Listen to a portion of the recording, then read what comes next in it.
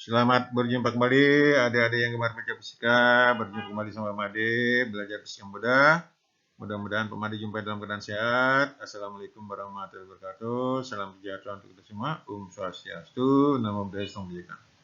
Pemade untuk pertemuan kali ini ingin melanjutkan pembahasan objek geometri, tapi khusus untuk sub pembahasan pembiasan atau refraksi cahaya. Selamat menyimak penjelasannya.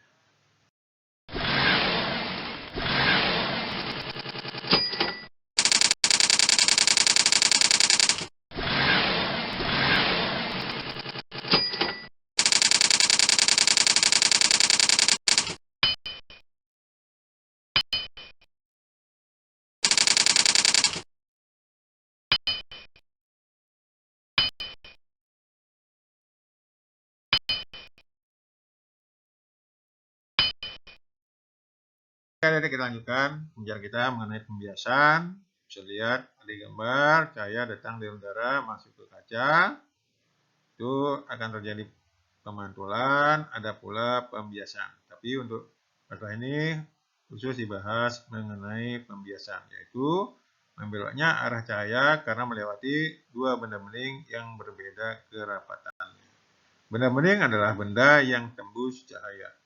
Kerapatan menunjukkan susunan partikel menyusun sebuah zat. Zat padat lebih rapat daripada zat cair, lebih rapat dari zat gas. Mari kita simak penjelasan lebih lanjut. Selamat menyimak. Baik, adik-adik kita lanjutkan, yaitu indeks bias suatu variabel penting kalau berbicara tentang pembiasan. Indeks bias suatu zat adalah perbandingan cepat lambat cahaya di ruang hampa dengan cepat lambat cahaya di dalam zat tersebut.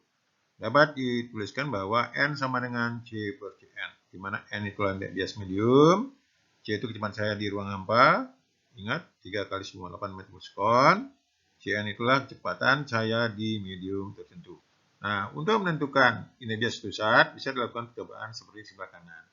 Ingat di bawah sumbu horizontal itulah zat yang akan dicari indeks biasnya. Nah, itu yang di atas itu medium cahaya datang. Anggap dari udara. Bisa lihat itu ada sumber cahaya diarahkan pada sumbu horizontal. Jadi nanti akan ada pembiasan. Nah, proyeksikan sinar datang pada sumbu horizontal yaitu A. Proyeksikan sinar bias pada horizontal yaitu UB. Nah, perbandingan antara proyeksi itulah yang sama dengan indeks bias. Jadi bisa dituliskan bahwa N sama dengan UA per UB. Jadi begitu adik, tidak sulit. Mari kita simak penjelasan lebih lanjut. Selamat menyimak.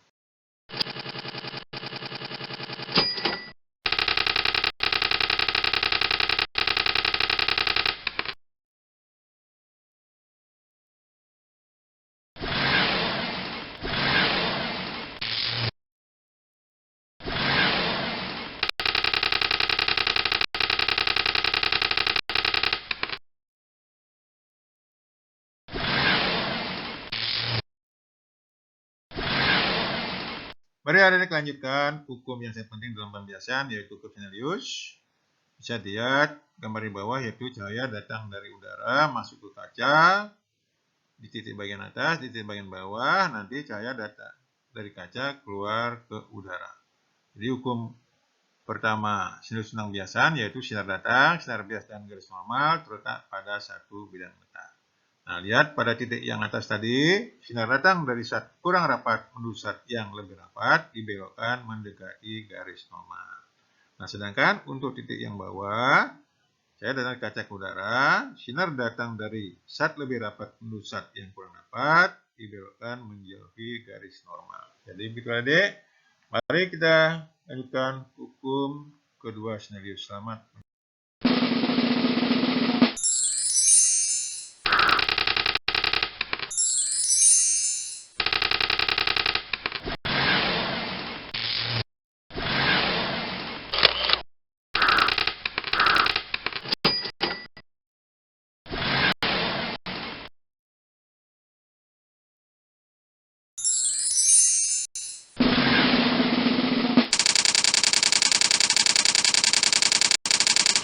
Mari adik lanjutkan hukum kedua. Itu senang pembiasan, itu ada cahaya datang dari medium berindeks bias N1 dengan sudut datang θ1, kemudian masuk ke medium indeks bias N2 dengan sudut bias θ2. Nah, menurut Snellius bahwa perbandingan antara sinus sudut datang dan sinus sudut bias itu selalu tetap, yaitu yang kiri bawah.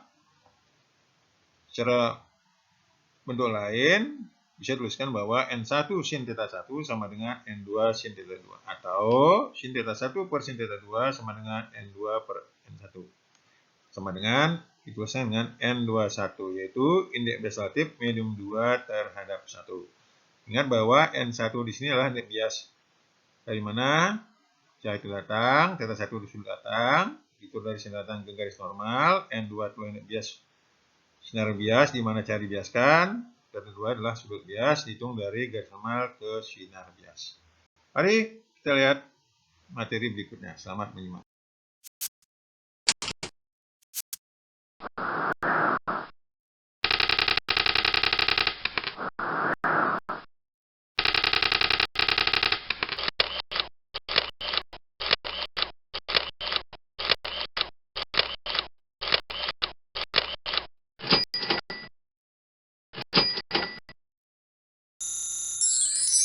Mari adik kita lanjutkan hubungan besaran-besaran gelombang di dalam gelombang cahaya.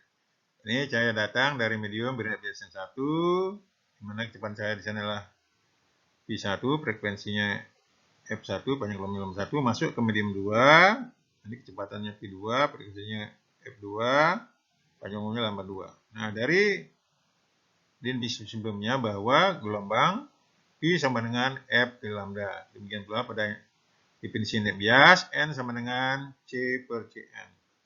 Nah, bila gelombang cahaya masuk dari medium satu ke medium lain, itu frekuensinya tetap. Sehingga hubungan antara kecepatan, panjang gelombang, dan indeks bias bisa lihat rumus balik kanan, yaitu V1 per V2 sama dengan lambda 1 per lambda 2 sama dengan N2 per N1.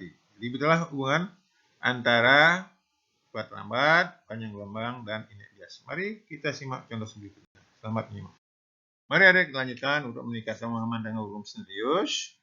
Diketahui N1-nya 3/2, I-nya 30 derajat, R-nya 53 derajat.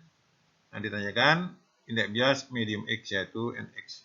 Jawab dari rumus sebelumnya N1 sin I sama dengan N2 sin R. Atau Nx sama dengan N1 sin I per sin R. Masukkan angkanya. 3/2 kali sin 30 per sin 53 derajat. Sama dengan, sederhanakan, sin 30 itu setengah, sin 53 itu 0,8. Jadi Nx sama dengan 1,5 kali 0,5 per 0,8. Hasilnya yaitu 0,9375. Jadi begitu adik-adik, tidak sulit. Mari kita simak materi berikutnya. Selamat menyimak.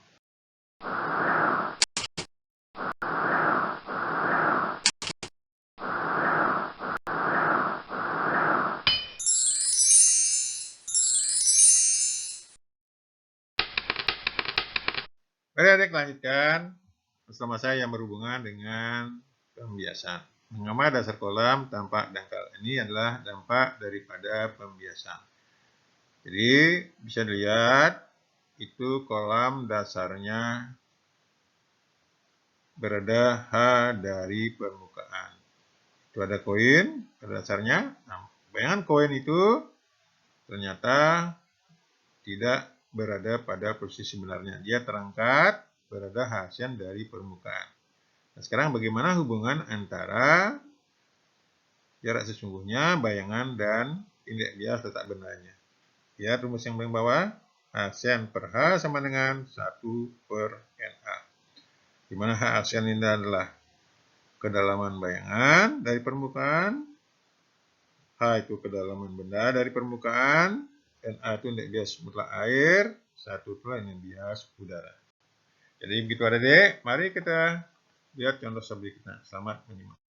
Mari adik lihat contoh berikut yang berhubungan dengan pembiasan. Sebuah koin jatuh ke dalam kolam yang penuh berisi air, indeks biasnya 4/3, dalamnya 3 meter. Jadi hanya 3 meter. Dan satunya 4/3, yang duanya 1. Tentukan letak bayangannya, hasilnya berapa? Jawab, ingat dari rumus yang tadi. Hsen sama dengan A per NA. Masukkan angkanya. Hasilnya sama dengan 1/4/3 kali 3 sama dengan 9/4. Hasilnya 2,25. Jadi begitu adik, tidak sulit. Mari kita simak penjelasan berikutnya. Ini akan lebih jelas nanti dibahas di bidang sferis. Selamat menyimak.